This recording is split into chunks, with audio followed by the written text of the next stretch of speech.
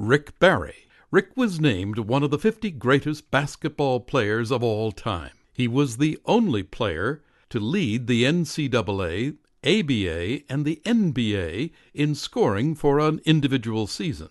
An All-American at the University of Miami, NBA Rookie of the Year with the San Francisco Warriors, 1967 NBA All-Star Game MVP.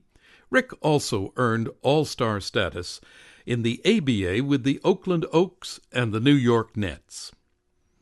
He returned to the NBA with the Warriors and led a 4-game sweep of the Washington Bullets in the NBA Finals, where he was named NBA Finals MVP.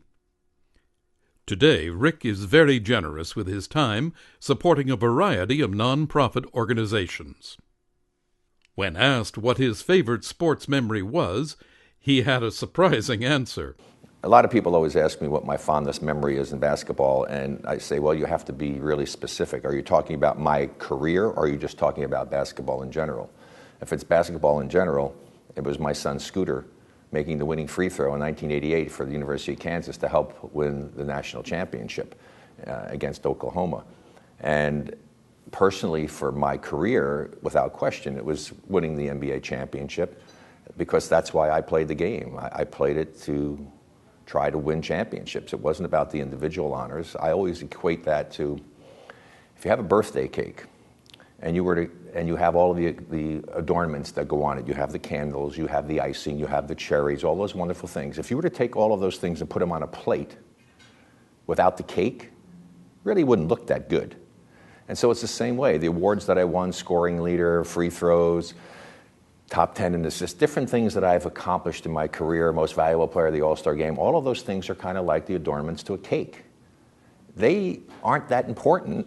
You got to have the cake, and the championship was the cake. And the only reason you're seeing me not having my championship ring on, which is the only one I wear, is because it fell off my finger, and I think, and I'm praying that it's in my home, and I eventually am going to find it, because I always wear my championship ring, and I don't ever wear the other rings that I've received for being in the Hall of Fame, being one of the top 50 players. It's not that they're not nice and I don't appreciate receiving those honors, but that's not why I played. He closed his interview with a bit of advice from his father. I always remember my dad saying, son, whatever you do in life, you always have to give your best effort, because you can't be happy with yourself if you don't give your best effort. And if you're not happy with yourself, you can't make other people happy.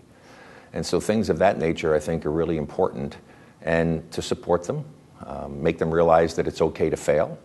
You give your best effort, you can feel good about yourself, even if you failed. Failure is not a problem. In fact, they say the quickest way that you can ever learn to do something is to fail at it.